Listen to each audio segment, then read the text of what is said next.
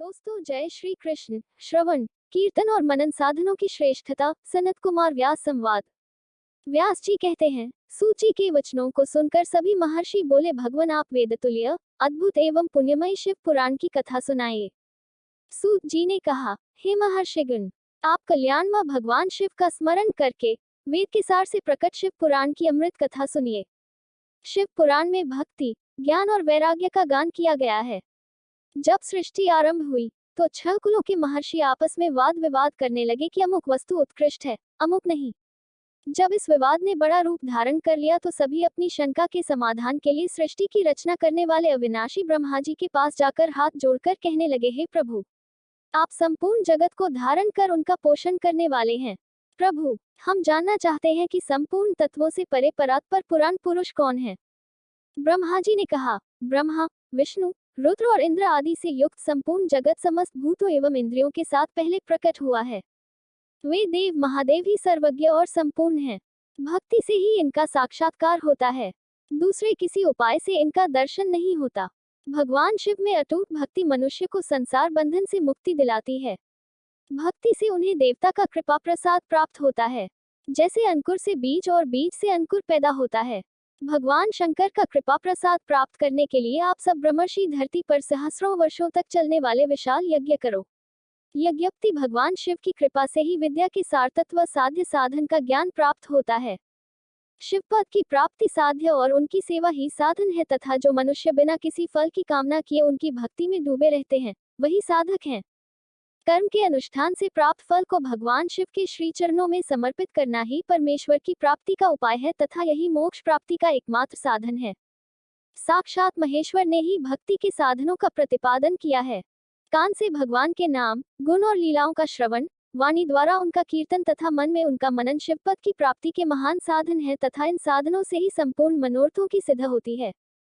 जिस वस्तु को हम प्रत्यक्ष अपनी आंखों के सामने देख सकते हैं, उसकी तरफ आकर्षण स्वाभाविक है, परंतु जिस वस्तु को प्रत्यक्ष रूप से देखा नहीं जा सकता, उसे केवल सुनकर और समझकर ही उसकी प्राप्ति के लिए प्रयत्न किया जाता है। अतः श्रवण पहला साधन है। श्रवण द्वारा ही गुरु मुख से तत्व को सुनकर श्रेष्ठ बुद्धि वाला विद्वान अन्य साधन कीर्तन और मनन की शक्ति व सिद्धि प्राप्त करने का यत्न करता है। मनन के बाद इस साधन की साधना करते रहने से धीरे धीरे भगवान शिव का संयोग प्राप्त होता है और लौकिक आनंद की प्राप्ति होती है। भगवान शिव की पूजा, उनके नामों का जाप तथा उनके रूप, गुण, विलास के हृदय में निरंतर चिंतन को ही मनन कहा जाता है। महेश्वर की कृपा दृष्टि से उपलब्ध इस साधन को ही प्रमुख साधन कहा जाता है। चौथा अध्याय, सनत कुमार व्यास संवाद। सूत जी कहते हैं, हे मुनियों, इस साधन का महात्म्य बताते समय मैं एक प्राचीन वृतांत का वर्णन करूंगा, जिसे आप ध्यानपूर्वक सुने। बहुत पहले की बात है, पराशर मुनि के पुत्र मेरे गुरु व्यासदेव जी सरस्वती नदी के तट पर तपस्या कर रहे थे। एक दिन सूर्य के समान तेजस्वी विमान से यात्रा करते हुए भगवान सनत कुमार वहां जा पहुंचे। मेरे गुरु ध्यान में मग्न थे।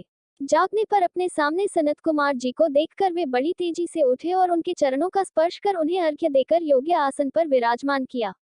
प्रसन्न होकर सनत कुमार जी गंभीर वाणी में बोले, मुनि तुम सत्य का चिंतन करो।